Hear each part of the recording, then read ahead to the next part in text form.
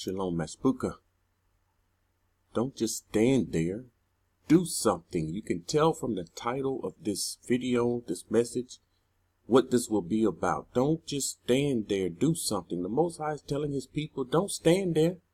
Don't just stand there. Are you just going to stand there and do nothing? The Most High gives commands to his people.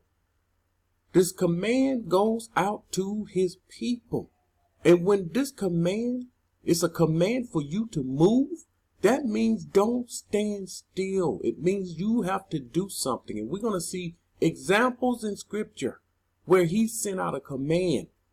And it meant for the people to do something. The people had to do something. And if not, there were consequences that they would have to suffer.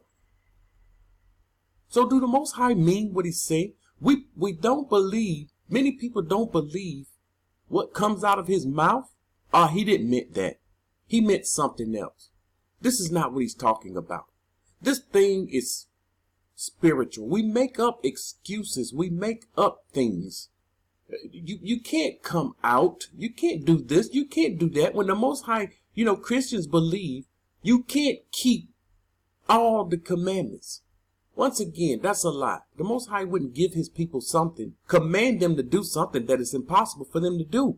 Every command that he gave his people, they were able to keep every command. And people say, well, you can't keep all the commandments today. Yet you're right. We're scattered in all the earth. We are a mess. But the Most High is in the process of putting his people back together, where the people will be together with Louis, back doing what we are to do. And that is keeping all in the land, keeping all the commandments in the land. All right, what is this? Don't just stand there. Do something. Our people we live in the days of Lot and the days of Noah. And we're going to see Lot here as an example. What did Lot do? Lot hung around. Lot lingered. And we went over this before. We know this. Genesis 19:12 through 17. Then the men said to Lot, have you anyone else here, son-in-law, your sons, your daughters, and whomever you have in the city? He's saying whatever people, whatever family member. See, this is us. Lot is a representation of us. And he's asking you, anybody else? We tried to tell our family members. They didn't want to hear what we was talking about. You mean to tell me we are not Christians? They didn't want to hear what we were talking about.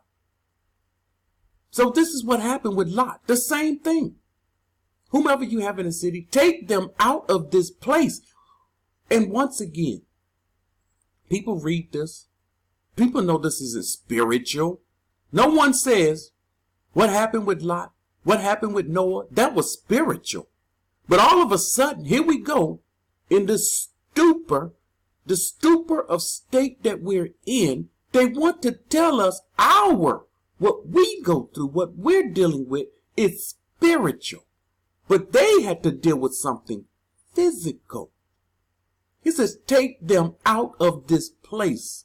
In other words, don't just stand there, do something. For we will destroy this place. That's what this is about. You have to come out because a destruction is coming. Because the outcry against them has grown great before the face of Yahuah. The outcry against Babylon has grown great before the face of Yahuah. Babylon's iniquity is worse, far worse than Sodom and Gomorrah, far worse. And Yahuah has sent us to destroy it. They're going to destroy it physically. Nobody in the scripture talk physically. Spiritually. They're going to destroy it spiritually. I'm sorry. I'm speaking what's really going on. Are they going to destroy it spiritually? No one believed that. Christians don't believe that. They've gone over to the land where he destroyed it, and it's nothing but ashes. The residue is still there. So Lot went out and spoke to his sons-in-law who had married his daughters. He had other daughters that were married to these men and said, get up, get out of this place. Here is the command. Get up, Get out. In other words, don't just stand still. Don't just stand there. Do something. For Yahuah will destroy the city. So here are the people in Babylon. Get up. Get out of this place. Yahuah will destroy this place. But the son-in-laws, watch this. But to his sons-in-law, he seemed to be joking. People think the righteous speak up. People think we're joking.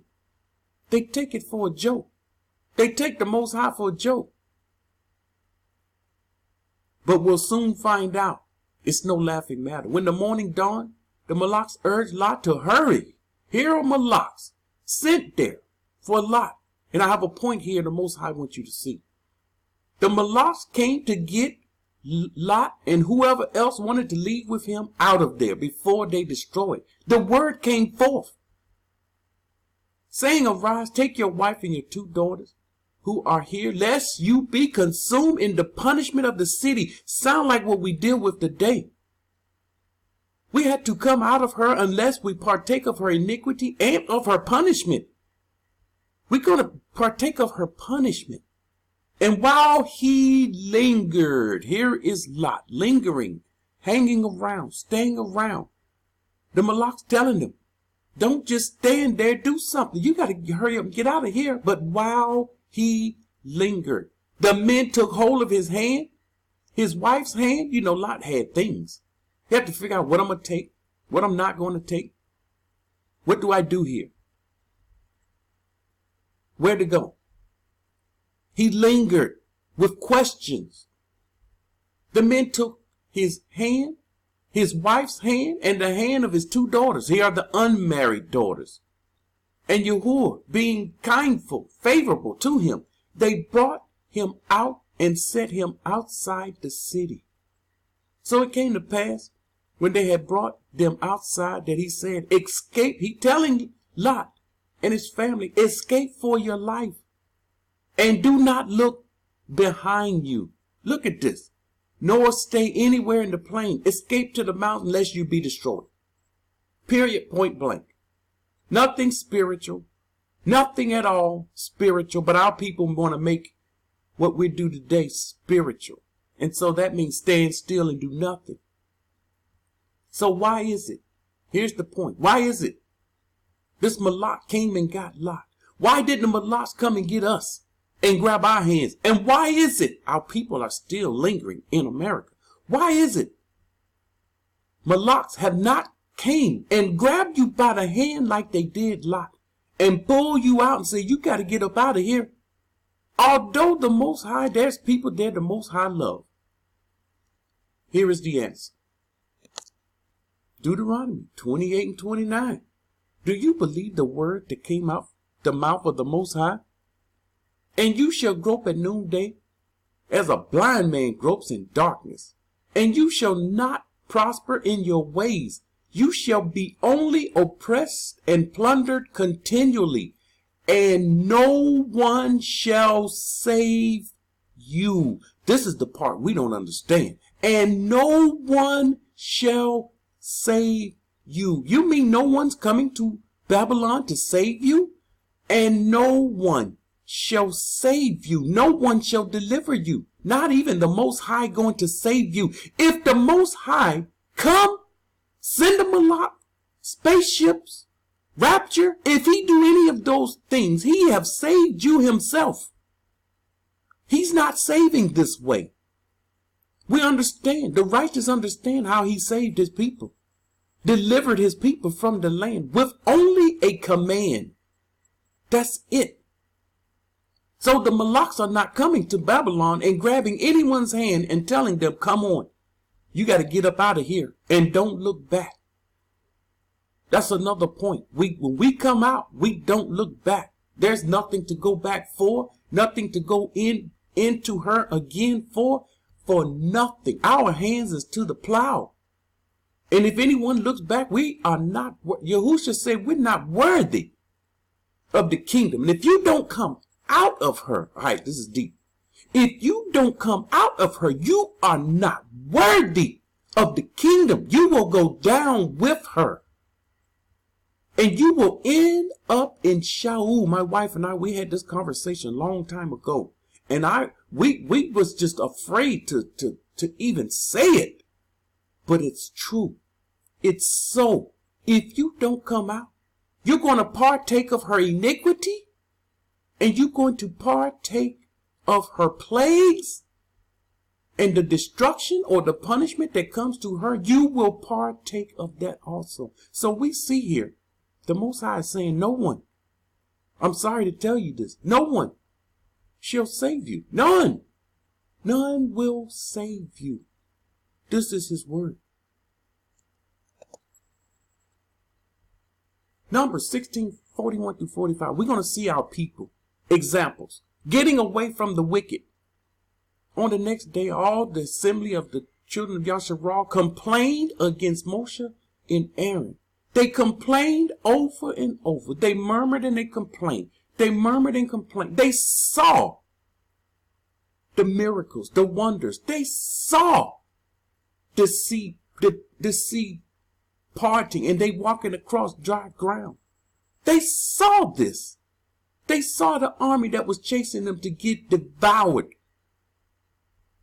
They saw these things. They knew who Moshe was. They knew who Aaron was, but they stuck their chests out and say, we're priests also. We're Louis also. Who are you? Who are you? We know the Most High also. So they complain against Moshe and Aaron saying, you have killed the people of Yahuah. See, they're pointing fingers at them. When they're doing what the Most High say, this is what the rebels will do. The rebels will point the finger at the righteous, pointing people in the right direction and say, talk or speak against it. And they are speaking against the Most High. You have killed the people of Yahuah. Now it happened when the assembly had gathered against Moshe. They gathered together. Here goes the group. Here is the assembly. Here are the sons gathering together against Moshe and Aaron. That they turned toward the tabernacle meeting, and suddenly a cloud covered it. Oh boy. A cloud covered it, and the splendor of Yahuah appeared. Then Moshe and Aaron came before the tabernacle meeting. Watch this. Watch what the Most High said to them. Remember, these rebels think they know the Most High just like Moshe and Aaron. We know, you think he only speaks to you? He speaks to us also. You know him. We know him also. These are rebels. These are rebels that come to this channel. You think you the only one? Moshe never said they were the only ones that know him. Moshe never said that. They're putting words in his mouth. They're speaking against the man that the Most High raised up to get them out. People speak against men and women that the Most High put words in them to speak to people. And they speak against that. They tell the women, sit down and shut up. The Most High didn't give you word to speak. Before they came out of Egypt, all of Yasharal, the Most High spoke to the prophetess Miriam. All those men, all the men that was from the seed of Aaron and Moshe, from Louis, all those men, the father, all those men, he didn't speak to them. He spoke to a female. If the Most High want to speak to a female, he can. That's why the righteous believe the Most High's word over anyone's word. I suffer not a woman to teach. Most High never said that. So they speak against these words. Look what the Most High said. And Yahuah spoke to Moshe saying, get away from among this assembly. Get away from this group of rebels. Get away. He's telling them to get away. Is he talking about getting away spiritually? How come when we go through all of these examples, none of them are saying get away spiritually? Get away means get away. And he's the same yesterday, today, and forever. When he told them to get away, he meant for them to get up and get away from them. Get away from among this group, this assembly, that I may consume them in a moment. The Most High not playing. He wasn't playing with them. And he is definitely not playing with us.